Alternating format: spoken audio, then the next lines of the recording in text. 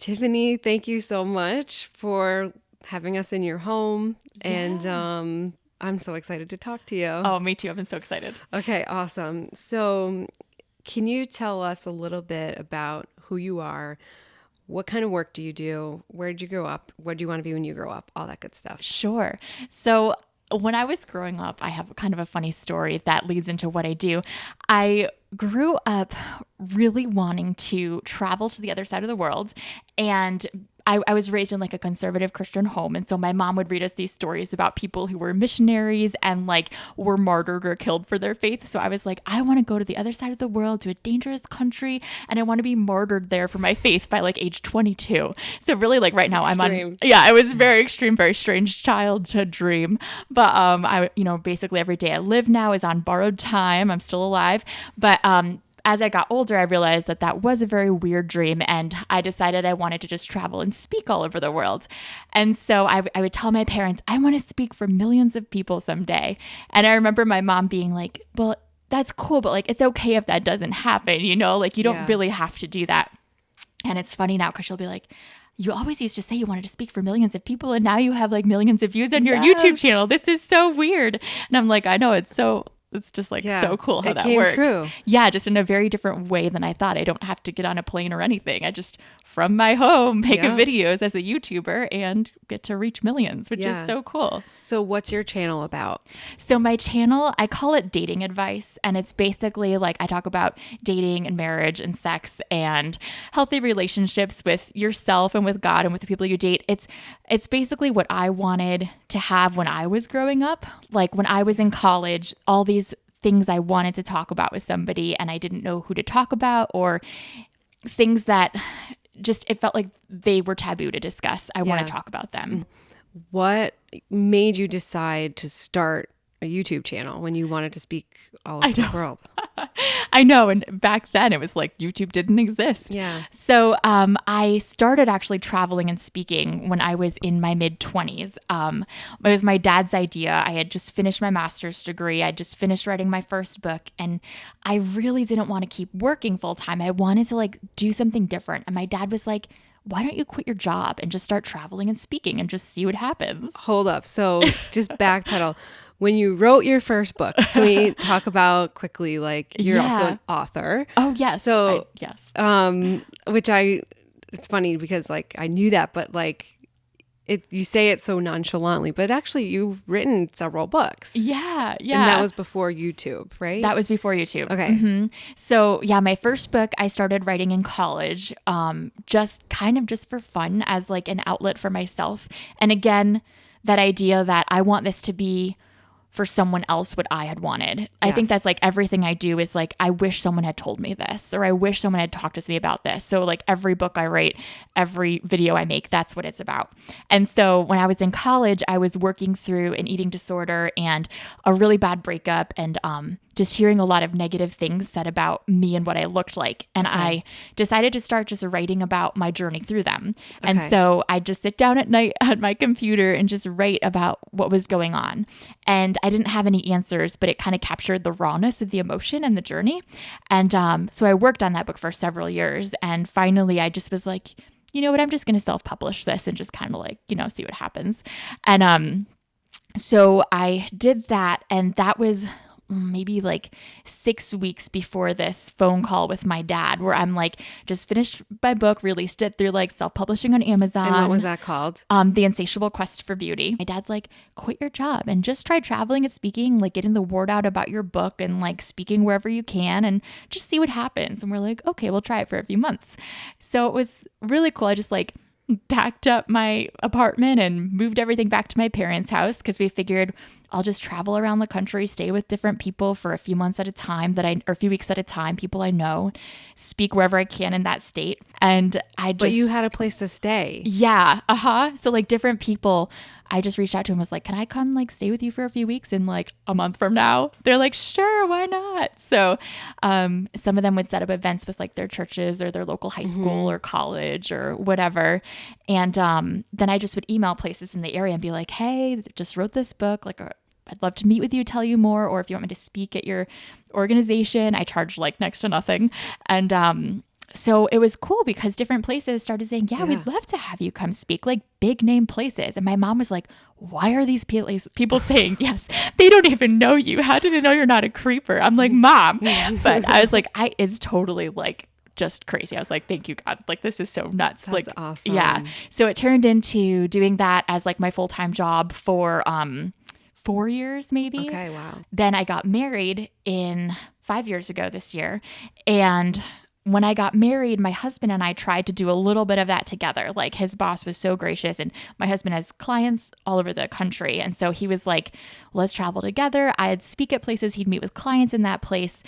And it was fun, but it was exhausting. Yeah. And I think I don't know why trying to add in his work and mine. I was already getting tired from traveling and speaking, but adding that in was just like, I am so tired. I can't do this anymore. Yeah. So I started just praying about it and thinking I really want to keep reaching people. Like, this is my heart, but I really don't want to travel anymore. I want to sleep in my own bed, and I want to make friends because I felt so isolated because traveling constantly, you don't have a lot of close friends, you're just always moving. And so that's when the idea of YouTube popped in my head. It's like, I could reach all these people and really more.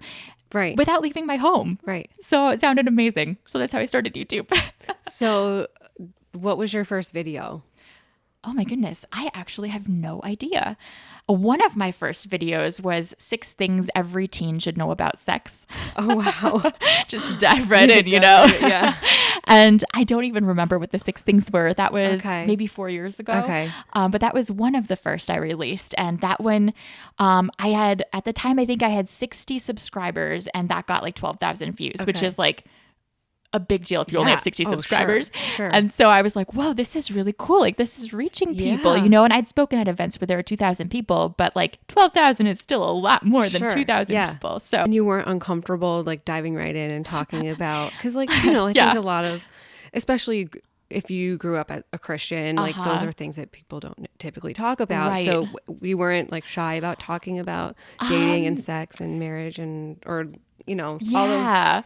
Well, I've always been an open book. Okay. And sometimes people would say too open. I'm just very let's just put it out there. Right. Let's talk about this. So it doesn't bother me. You can tell in the video. That being said, you can tell I was a little uncomfortable because it was my first one, and I was still getting used to talking to a camera.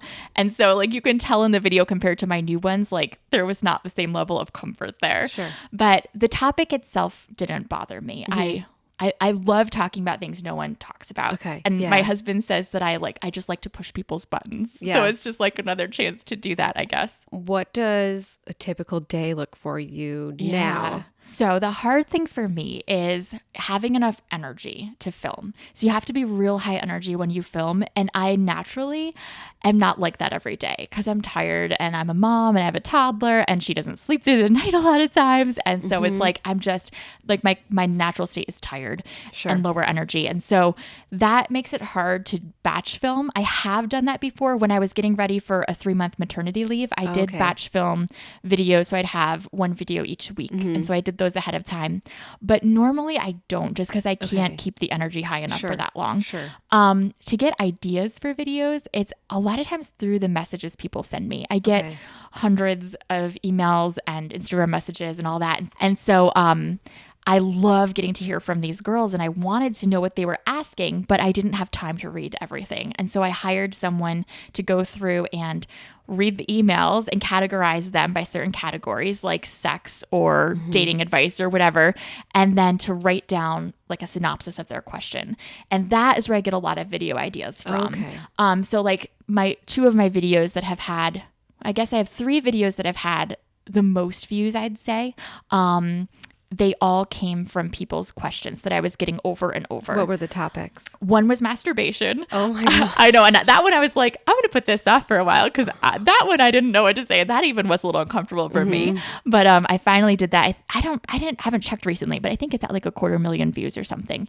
And then one of them was how to enjoy sex on your wedding night when you're a virgin. Okay. And another one was about modesty. People were like, is it okay to wear a bikini? And so I did one called myths of Christian modesty, Yes. talking about just a lot of the things that I feel Christians talk about modesty, and I'm like, no, don't say that. That's not right, Yeah. So, It's so toxic that I feel like it that really word can be. yeah. So James and I did that one together, Yep. and I watched that one. Yeah, I know that one you're talking about. so those all came from questions people asked, which is where I get a lot of ideas from. That's cool. And sometimes things will just come up and I'm like, I want to make a video about this. It's like, it starts off as like me like ranting to James and he's like, film a video. And I'm like, oh, let's do that. So yeah. Your YouTube says like Girl Talk Tuesday. So does that mean you have a video every Tuesday, or do you publish more than one a week? I did publish 2 a week for maybe a year or a year and a half.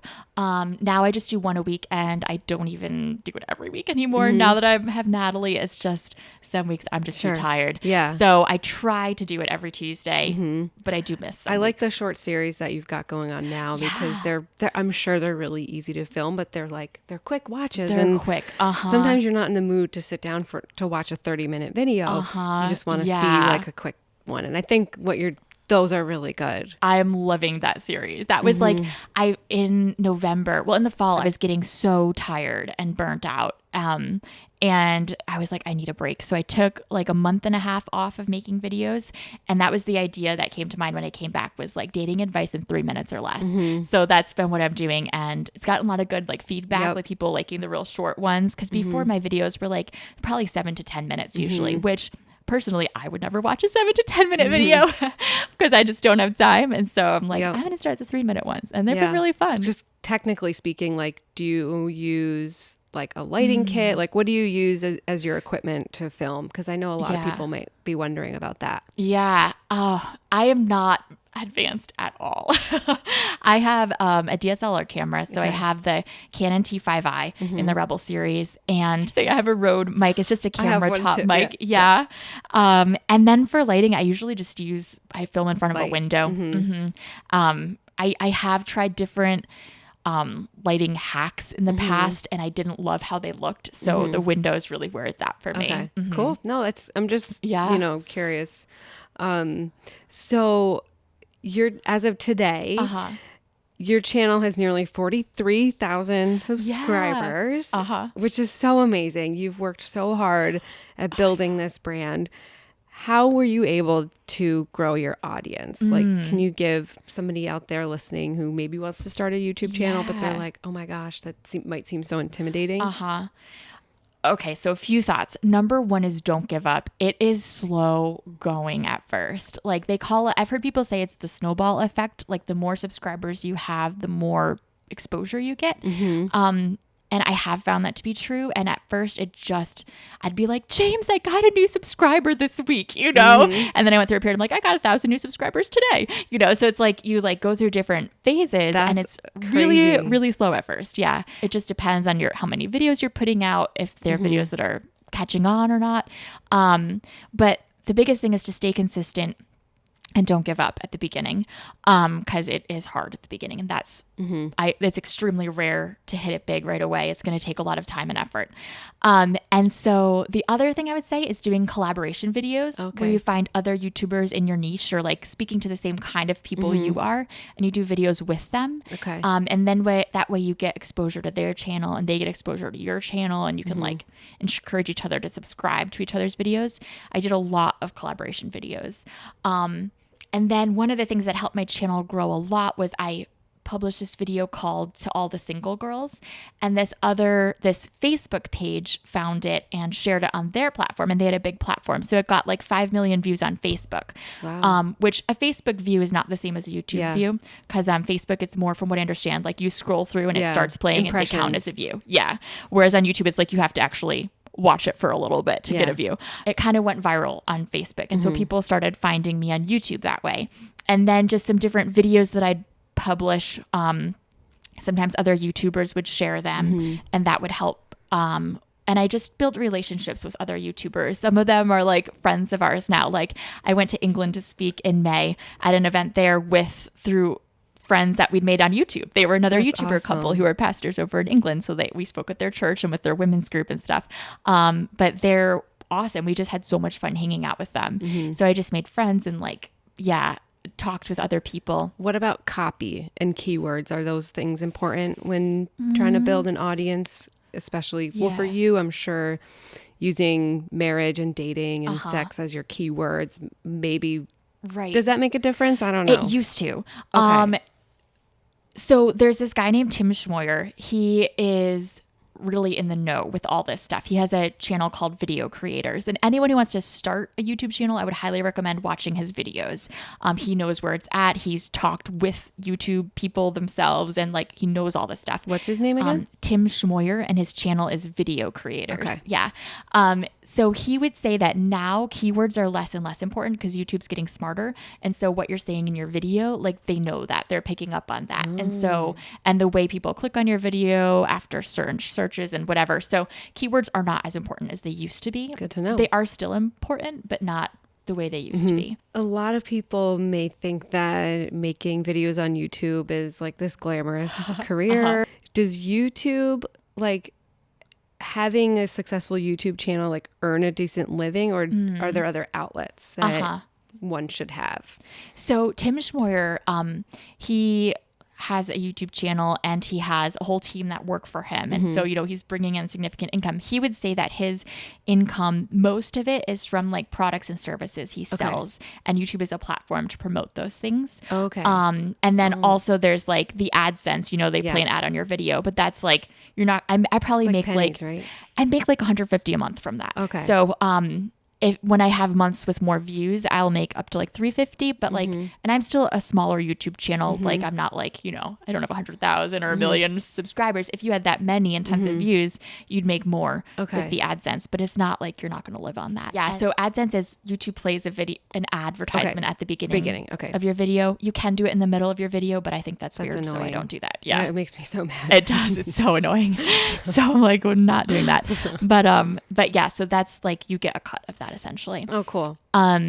Yeah. So that could go away at any time is one of the things Tim always says. So that I've kind of tried to model my business after that idea. So I have like 2 hours a day to spend on this, which is during my daughter's nap. So I'm basically a full-time mom. 2 hours a day I get to work. And so during that time, I'm focused on trying to make videos to engage with my audience, and to create products. And so I have like my books that I sell, The Insatiable Quest for Beauty and Boy Crazy. And I create limited time devotionals too, as something. And then I have courses. One is called The Wedding Night Talks, which is everything you should know about sex before your wedding night, that James and I created that. It's a video course you can buy. And then one is another online course, which is he right for you, to figure out like how to go through and figure out if a guy is a healthy fit for you. How do people find that? So I talk about them through my YouTube channel. Okay. And like on my website, but really I created them for my YouTubers. Yeah. I also have an email list and I have an Instagram account. I think a lot of people try to do like every kind of social media platform and just like get their name out everywhere they can. But I found that to be a big waste of time and I couldn't do them all well. So I try to just stick to like ones I'm passionate about and can put the time in. Have you done any like brand partnerships or sponsored posts? Yeah. I know you were on the K-Love Fan Awards. Like, I don't know if that like, those, so like, I don't know if those have anything to do with like... Yeah, that wasn't like a monetary thing. It was just they asked if I wanted to cover the K-Love Awards. So I was like, sure, I'll go meet all these people. But I do have a sponsorship. I get tons of emails about this. Do you? And I say no to 99% of them because... Really? I think it's tempting to say, I want to get this free stuff or this money or whatever. But if it doesn't align with my brand, I think it just takes away from the value of my brand. Yes. And so I only have one that I've said yes to currently, actually. Really? Yeah. And it's a counseling platform that it offers online counseling. It's called Faithful Counseling.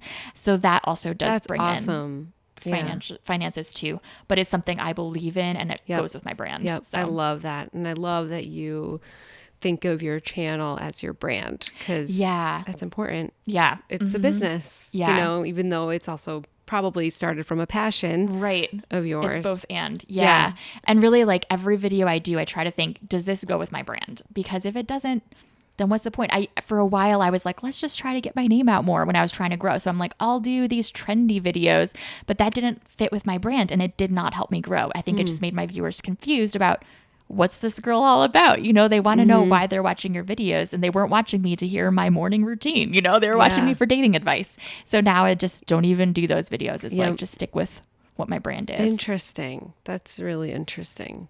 how have you been able to encourage your audience share their voice? This has changed over time because I used to be able to respond to emails, but there's just so many now. Like I was saying that and being a mom, I mean, my 2 hours a day of working, I don't even have time to look up my emails in that.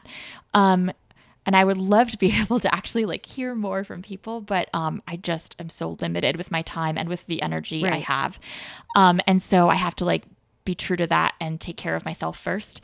And so I think the biggest thing is I encourage people to find someone to share their voice with. So whether that's faithful counseling or whether that's a mentor or their own counselor, like I want them to talk about these things with people, but that person can't be me, sadly. And they need someone in their lives who's there for them and they have a relationship with. And so I love hearing from people like in the comments and like reading through their comments and just doing, hearting them or giving a little response, just to let them know like, thank you. Cause that means so much to me to hear from them. Like I love hearing from people. As far as like disconcerting comments, definitely got some hate. Oh my goodness.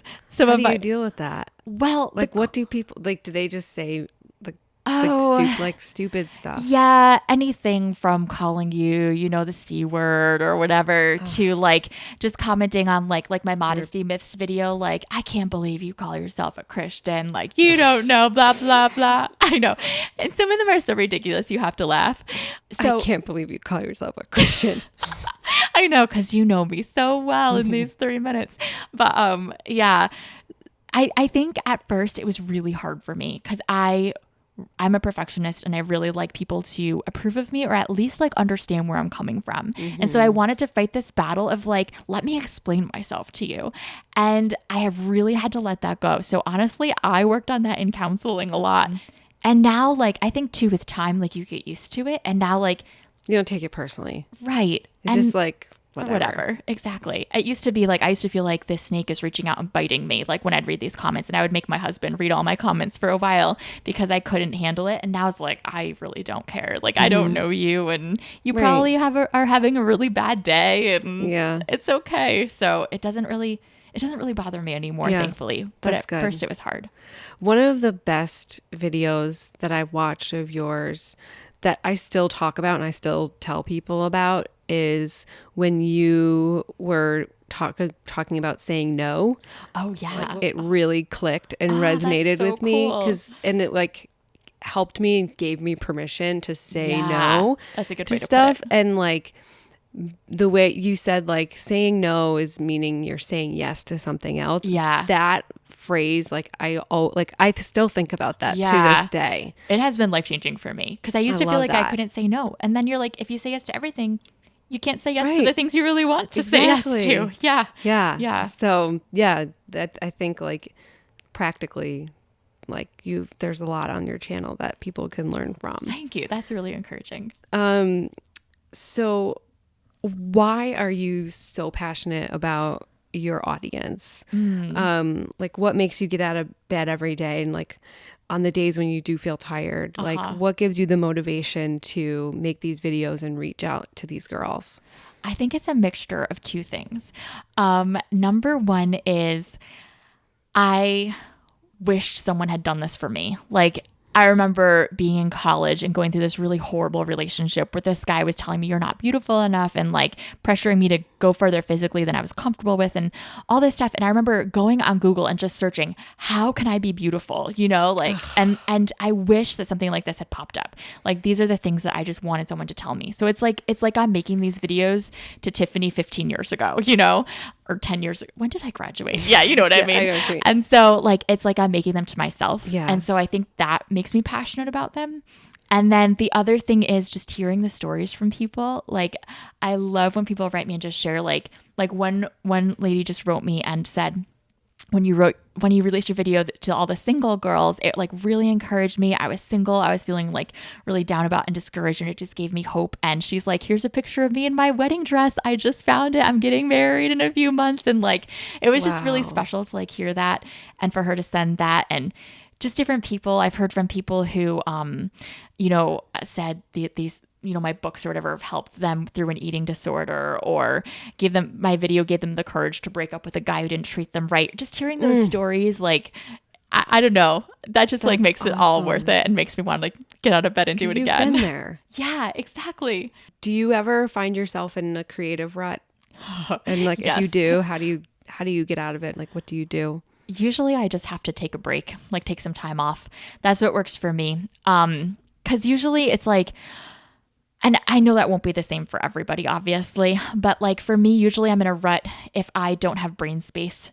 And so sometimes, well, I guess sometimes that means just like taking time off of doing YouTube in general, like for a few weeks. And sometimes that means just like taking a week off or just taking some time by myself, like to sit and color and meditate, or like to go out to a coffee shop by myself and just have nothing on the agenda. It's like, usually it's a sign for me that I don't have enough space in my brain to be creative. So I have to create space. Because you give so much to your audience, and maybe now you've probably have a better like video work-life balance. How are you able to reserve the like energy and mental capacity for Natalie and James? Yeah.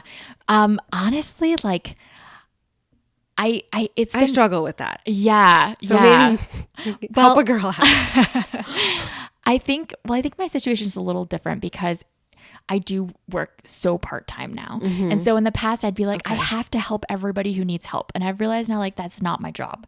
And so I have to, like, it's been good for me being a mom because it creates boundaries automatically between me and my work, because it's like my daughter is always going to come first during the day. Like my work isn't going to just, and I know that's not everybody's case, but for me, that's how it works. And so that creates boundaries automatically. And that can be hard because I really like being productive. And if I'm just playing and she's like, I want to make tea for my dolly, I'm like, can you make the dolly more tea? It's like over and over, make another cup of tea, make another cup of tea. I'm like, I'm going to go crazy. But so sometimes it's hard, but I think that just having that rule for myself of like, my family will always come first, that like helps set boundaries.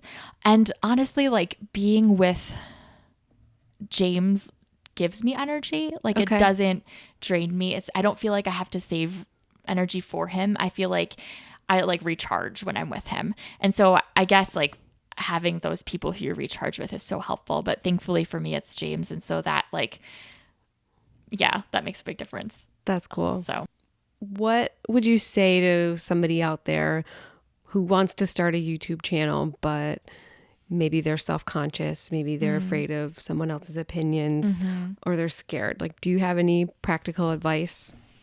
Know why you want to start it, like, because it is scary and you can be self-conscious and it takes time and it's hard work at first. So like if you're doing it just to get big or just for people to like your videos, you're never going to have everyone like it.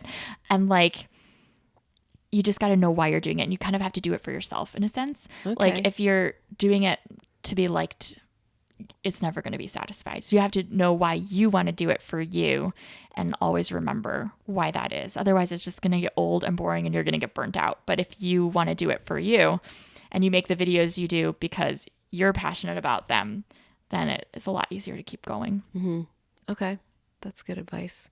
I was asking that question for somebody specific who awesome. wants to start a channel, but is like afraid. Yeah. And doesn't really know what the next step is. So, or like how to get over that. Yeah. Fear of opinions. Yeah, it is. It's a big fear. I remember the first time I got a dislike, it was like world shattering for me. Like, why doesn't somebody like this? And I'm like, what don't they like about it? Like, I'm like nitpicking the video. And at the end of the day, like, probably someone was like, I just feel like giving this a dislike. Like, who knows why they didn't like it? But it is really hard at first, but it brings a lot of personal growth too, to be able to start to work through that. What are your favorite videos to make?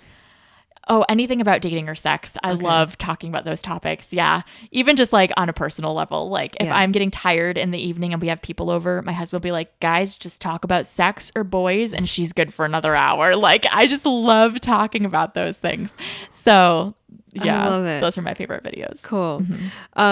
What do you typically do for lunch? Yeah, I love that. That's a question on your Working Lunch podcast. Oh man, when I saw that you were going to ask that, I was thinking, oh, I wish I could say I have vegetables at lunch or some kind of live food, but I don't. I have like toast and an egg because it's easy and fast. And I'm trying to get from putting my daughter in bed to eating as fast as I can while I like read my Bible for 5 minutes. And then I'm like, okay, working until she wakes up. So yeah, eggs and toast. Where can people find you on social media? And on YouTube. Yeah. So I'm on YouTube under Tiffany Dawn, Dawn. That's my middle name. And there's actually two Tiffany Dawns on YouTube. So I'm the one that's about dating advice. And on Instagram as well, Tiffany Dawn. And then it's like at Tiffany Dawn IQB, which is for Insatiable Quest for Beauty. So yeah. I've always wondered what IQB was. Because Tiffany Dawn was taken, sadly. I got on the Instagram wagon too late. But yeah, Tiffany Dawn IQB. Mm-hmm. Okay. Oh, wow. I've always wondered that. Cool. Well, I just want you to know that I feel so honored and thankful that you took some precious time to sit with me and be on the podcast, because hearing you talk about like the limited amount of time in your day, just like really, I just really appreciate you and everything that you do. And like you and your message and what you do for girls, like, is the epitome of what I want to showcase on this podcast. So thank you so much, Tiffany. Oh, thank you. I was so excited to get to do this. So thanks for having me.